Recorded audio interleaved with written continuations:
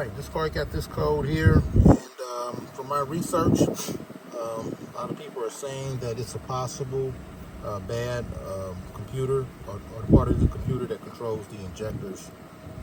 So what I'm going to do is I'm going to just change out the ignition coil and see if that'll make a difference. Let me, because this is a forward edge, and number 2 coil pack is up under the upper intake manifold. So let me exit. Let me check. Check pending codes. Okay. Let me check my fuel trims.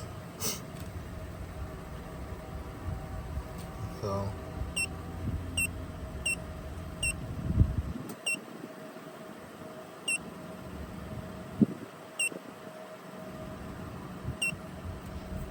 See, my fuel trims are normal, so I'm hoping that if I put this coil pack in there, that it'll make the problem go away. I'm not going to show taking that apart because there's plenty of videos on doing that, especially if you look up how to do like spark plugs on the 3.5 liter Ford. It's quite a few videos on how to take the upper intake manifold off and all that. So I'm just going to show it when it's off. Then I'm going to show it with the different coil pack in there. Then I'm going to come back and show it running, and hopefully this code will go away. You see, it's running normal. Fuel trims are normal. They're not jumping. So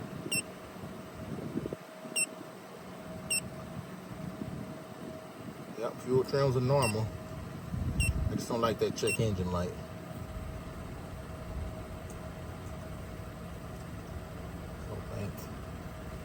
Yeah, especially bank 1, because still, I mean, number 2 is on bank 1, so this is bank 2.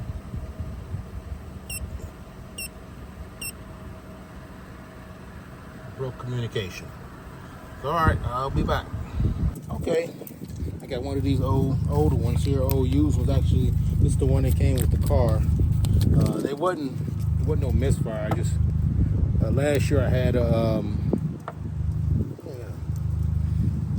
use some of this dielectric grease and put it in there.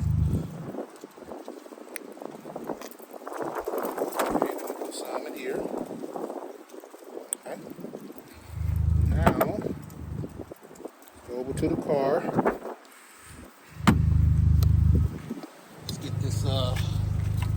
Let's get this coil pack off.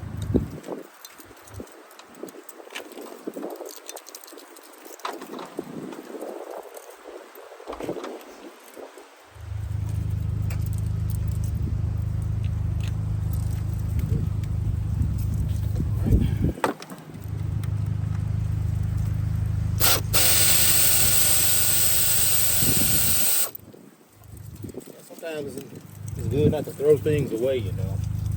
But we'll find out in a couple of minutes if it's gonna. Okay, there's the plug right there. See, if it was one of these ones up front, then that'd be easier to test. You just brand new. Okay.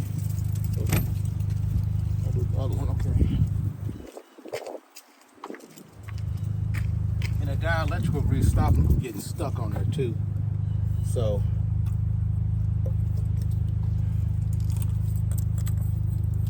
okay, screw here.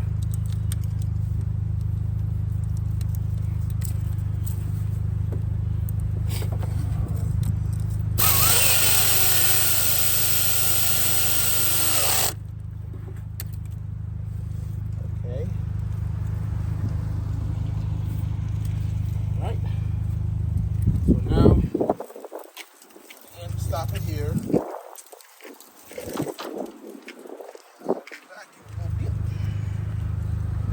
Okay, get it all back together. I just cleared the code out and let the car run a little bit. And the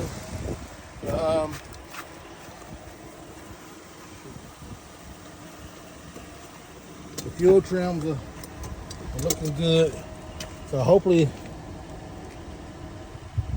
hopefully, especially on that bank 1. Fuel trims are normal, so I'm gonna let it run a little bit and see what happens.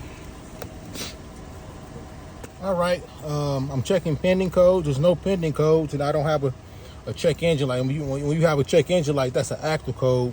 But when it's in this section here, it's a pending code, but it's not triggering the it's not going to trigger the check engine light until once the code get here.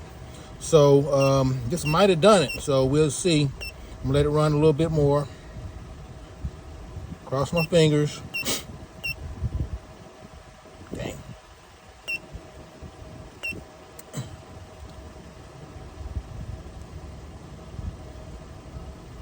Go to pending because I don't have a check engine light yet. Nope.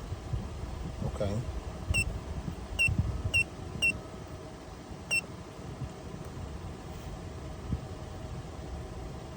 Yeah, I guess the main thing is bank 1, which is where number 2 is at. Okay.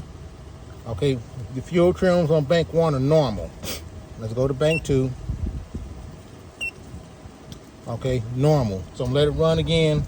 And I think I got lucky on this because I was really worried when I went to look that code up, and people were saying the part of the computer that controls the injectors, you got to send a computer out to get it fixed, and right now it ain't no money for none of that. So I'll be back. Let's see. I've been letting it run a while. Okay. So that fixed the problem.